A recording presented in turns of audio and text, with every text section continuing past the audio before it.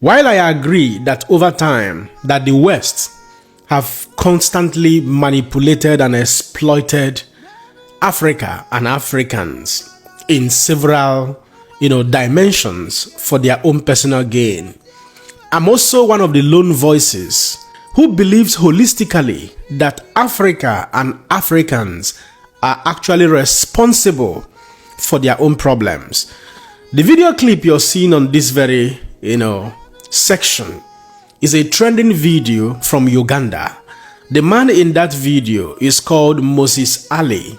He has been in government or in governance since 1968 or 1969 up till this moment. Currently, he's a member of the parliament, I think the second deputy prime minister in Uganda. And he's already campaigning for the forthcoming election in Uganda, which will come forth in January 2026. That is to say, he has been endorsed by his friends well-wishers political party for the next section of the leadership race between 2026 and 2031. I want you to watch that video critically.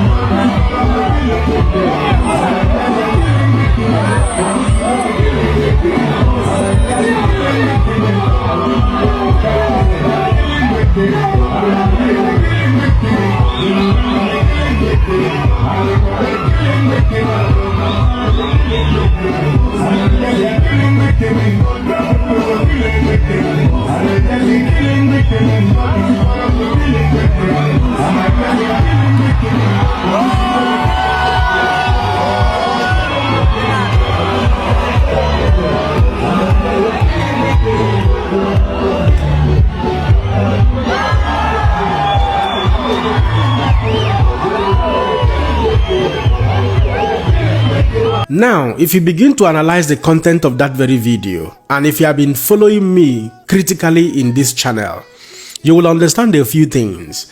I am not one of those who advocate for very old people into public offices. I am not one of those who advocate for people who are not intentionally very healthy. I'm sorry to say this, I'm not in any way body shaming or trying to say that the man you just saw in that video is not healthy.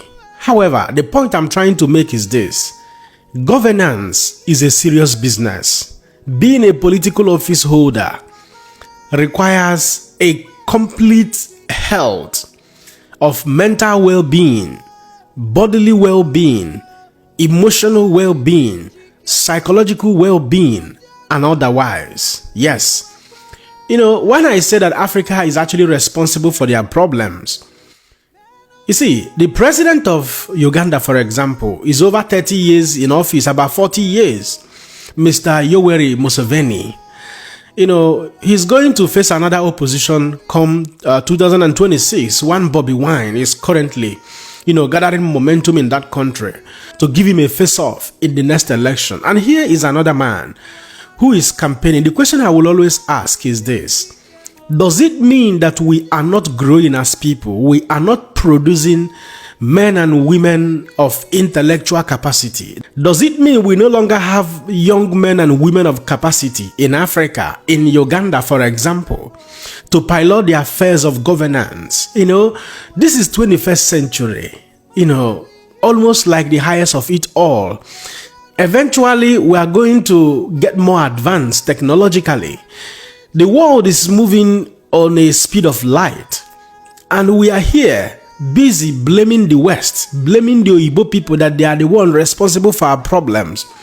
How can very old people, especially when they are not stable enough, health-wise, psychologically wise, mentally wise, emotionally wise, how are they going to dish out the dividends of democracy, aligning with democratic best practices? How are they going to understand that it has become pertinent we begin to evolve in the technological advancement, which is one of the, the drivers of economies of most nations all over the world? That is where the problem lies. When people of this nature get into political offices, it is simply their families, friends, and well-wishers are the one leading by proxies. Yes, because they are the one who is going to be in control of everything he or she does. That is why I have never been an advocate of electing very old men into public offices, not even in my own home country, Nigeria. I don't want to support that. I don't want to believe that there are no younger people with intellectual capacity and leadership qualities to move the nation forward.